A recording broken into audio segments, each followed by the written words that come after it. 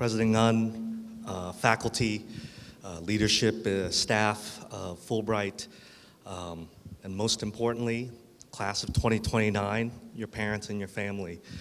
Welcome, good morning. It's such an honor for me to be able to just provide some remarks as you start this school year. As President Nguyen said, probably a lot of people know me here in Vietnam for just my professional work, and I've been very lucky. I've gotten to do some really cool things.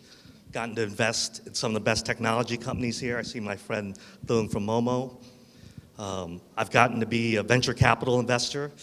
In a past life, I've been a medical doctor and an investment banker. But if you ask me, actually my most important identities when I decode and define myself have been as a son, a brother, a father, and a spouse, a husband.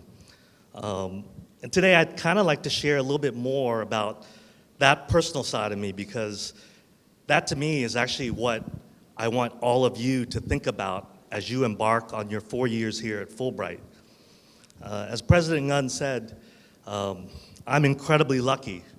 In fact, my great fortune of growing up in America, receiving an American education, came at the expense of my parents. And that's why I'm so happy that your parents are here today, class of 2029, because you may think you know all the hard work and sacrifices that your parents have done to get you here. You may have fought with them. You may have disagreed. They may have pushed you in ways you felt uncomfortable, but I promise you, they love you dearly. I've learned that fact just by becoming a parent, and you will too, as you reach that point in your life. But going back to just my own personal experience, there's three kind of themes I want to cover today in terms of just my own personal journey. One, I think President Nguyen has talked about is courage. It takes a lot of courage for you to be here to select what I will say in this place in Vietnam is not a traditional type of education. What is liberal arts, probably? Many of you probably can't even define it, even though you're here. It's not easy to define. And because it's not easy to define, it's probably hard to explain to your friends, to your neighbors, of why you picked Fulbright to study. But I promise you, it'll be extremely fulfilling and enriching. It takes courage to make these type of choices, to be different, right? Not to just follow just what's expected of you, or what is maybe standard. And that's why I'm glad President Nguyen mentioned my great fortune and luck of being able to study something like Latin and Greek. Well, you may ask yourself, probably your parents are asking, why'd you do that? Well, let me start with just my parents. When we arrived in the US, we had nothing. And for more than a decade, my parents worked 12, 14, 16-hour days. And not even in their given profession. They swept floors, they were clerks at convenience stores, they took any job they could just to earn enough. But what was always in their mind was that education was the way out. They instilled that in me in a very early age. For them, they planned out and mapped out even exactly where we lived. We couldn't afford private schools, but my parents meticulously researched what were the best public schools that we could attend. I'm the youngest of four. I'm very lucky. I have a wonderful brother and two sisters. And they blazed a trail for me. And they went through a lot of what I'll call the growing pains with my parents of being an immigrant in a new country that I didn't have to. I mentioned my siblings because you, class of 2029, you kind of have Fulbright siblings. President Nguyen mentioned the first co-creator class from 23. These are your older siblings. These are your friends who will be connected to you through this institution. That relationship, trust me, will end up being very, very important. But going back to just my parents, I can remember it was our 8th year in America when my parents could finally afford a house. And the first house they found, it was in the perfect school district and we could afford it. But my parents were one day late in making a bid. And I can remember for the next 2 months, my parents being absolutely depressed. They were heartbroken. This was a perfect house, and it was the perfect school district. But luck would have it that one weekend we were just out driving and there was an open house. And there it was, the house that I ended up growing up in and spent, actually, my parents spent more than 30 years in. But they picked that house, like I said, because it had the best school district, the best schools. And that's how I ended up studying Latin and Greek.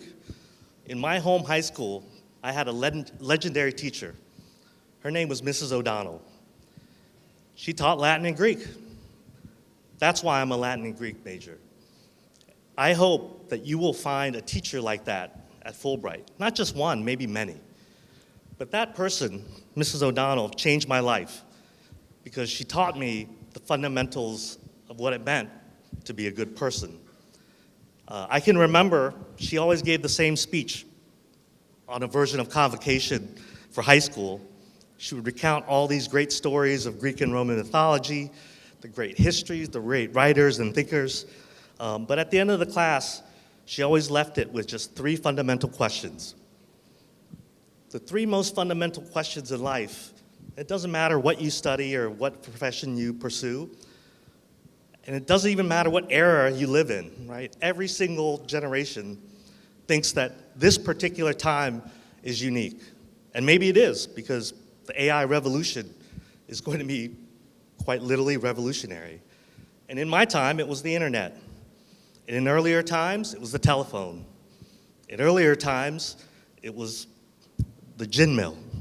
In earlier times, it was the printing press. The great thing about being human is all of our eras are singular, but the questions remain the same. What does it mean to be a good person? That's one of your major goals and questions to try to answer in the next 4 years, but spoiler alert, you won't be able to answer it in 4 years. You're going to spend your whole life trying to figure it out, but the thing that you will need in the next 4 years is learn the tools of how to answer that question. Question number 2. What does it mean to live a good life? Does it mean having a lot of money? Maybe you got a lot of TikTok followers, you got celebrity. But whatever it is, you have to decode and define this for yourself. And by the way, it's not a static answer. It changes over time. When you're a young person, worried about your future, what does it mean to live a good life? Just have a nice apartment and a good job. But when you get to my age, it starts to get different. But the point I'm making is that question is fundamental to living a good life. And the last one is, and this is important, especially in these times, what does it mean to live in a good society? All of us have a responsibility to understand and probe that question, to figure out our place in it.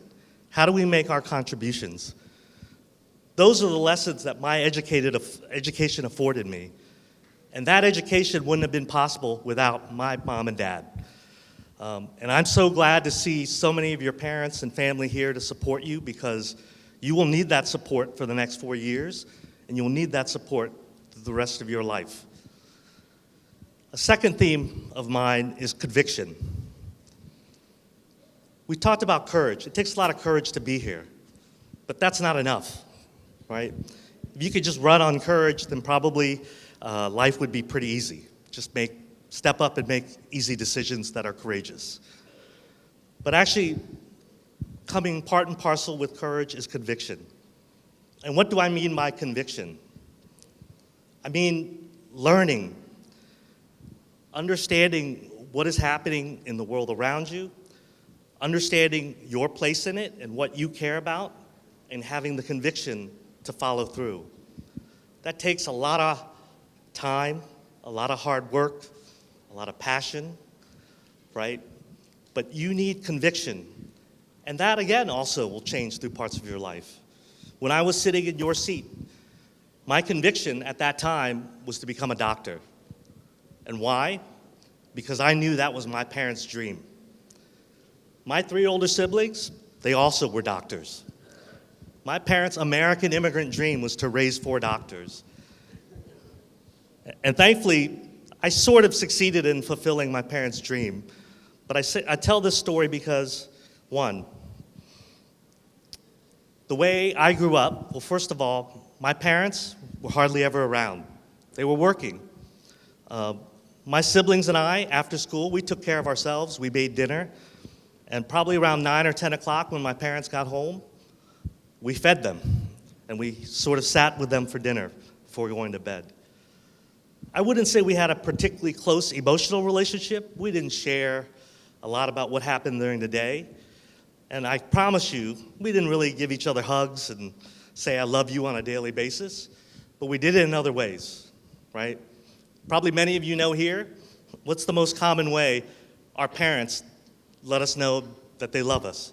They ask a simple question. Con ăn cơm chưa? Right? But don't ever believe that your parents don't love you.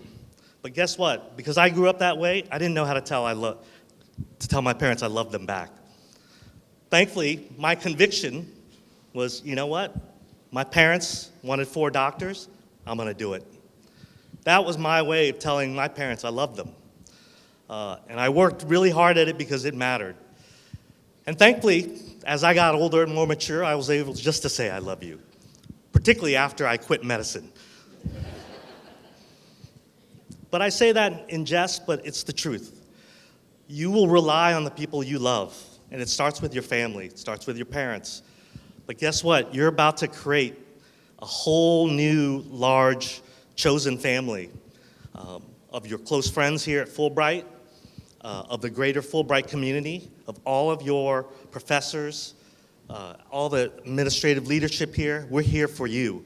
We are part of your family. I'm here because, just like everybody else in this room, I love Fulbright. I love it because it's a symbol of everything my parents taught me about the value of education. That's my conviction. And I'm glad that you have the conviction to be here because I know that's what is going to make Fulbright great today, tomorrow, and well into the future. President Nguyen now mentioned even the last part of what I wanted to talk about for your education, which is compassion. Compassion seems maybe a little strange in the context of education. Aren't we here just to acquire knowledge, learn skills, hopefully get a great job afterwards? But compassion comes into play because of that third fundamental question I've shared with you. What does it mean to live in a good society? It takes compassion to understand that. It takes understanding the people around you and what they need. I actually just ended up watching To Kill a Mockingbird yesterday with my daughters because they'd read the book. I told them Gregory Peck was awesome as Atticus Finch for any of you who've read the book. And I told them it was one of the great adaptations of a book to a movie that I really loved, and they watched it with me. And to be truthful, I've forgotten much of the story. But what I did remember is Atticus was a great dad. The reason he was a great dad because he taught compassion. He taught his kids to live in someone else's skin, to understand what they go through, to understand their perspective on the world. In fact, one of the greatest lessons, one of the greatest things you'll take away from your education, if you pay attention, is learn to see all sides. When you learn an issue, even when you learn a story, remember, a story is just one perspective. Try to understand the world in the most broad and circumscribed way as possible. Understand the whole picture. That doesn't mean that you don't have conviction to see things a certain way, but if you have the compassion to understand why someone who may have opposing thinking to you, and also acknowledge and respect that, that'll make you an incredibly important person in society, someone who can make a profound impact. So again, courage. I'm so proud of the courage all of you have to choose your own path and to be here at Fulbright. Conviction. I hope you have this conviction to learn how to learn, and to nurture that curiosity and let it grow throughout your life, because that's one of the great secrets of success. And then finally, like I said, compassion. It's kind of the end-all question, which is, what do we do this all for? For me, the greatest value I have and the greatest joy and pride I have in anything is knowing that I can have a significant and positive impact on people around me. And that starts very small. Today it starts with my family, my wife, my girls, my brothers and sisters. My parents have passed, but I think about them every day. And then it's my friends, my chosen family, the people I work with. Those are the people that when we achieve something and I see the joy, the impact, that's what I love. So if I can, I'll leave you just with 3 simple pieces of advice, because I've kind of given you big ideas. First piece of advice, take care of yourself. School is hard. Takes a lot of effort, takes a lot of time. You're going to be under a lot of stress and duress. Listen to President Nguyen. Sleep well, eat well. Take care of your friendships. Call mom and dad. I should have taken that advice more, but call them. It won't always feel something like you want to do, but I promise you, nobody's in your corner like your parents and your family. 2, nurture your learning and curiosity. This is what you're here for. I don't care what you study, right? As long as you have the conviction to learn and to be engaged in it deeply. And to your parents out here, like President Nguyen said, I remember when I was a college student, especially when I came home and my parents would have their friends come over for a dinner party. And of course they'd always ask, oh, what are you studying? And I would say, Latin and Greek. And they'd always say, what are you doing that for? And I always found it funny. I just said, you know what? Because I love it. And it's taught me a lot about, internally I didn't share this, but those 3 questions I told you about. What does it mean to be a good person? What does it mean to live a good life? And what does it mean to live in a good society? And the last piece of advice I'll give you is this. Have the conviction to do your work, but whatever you do, make a difference.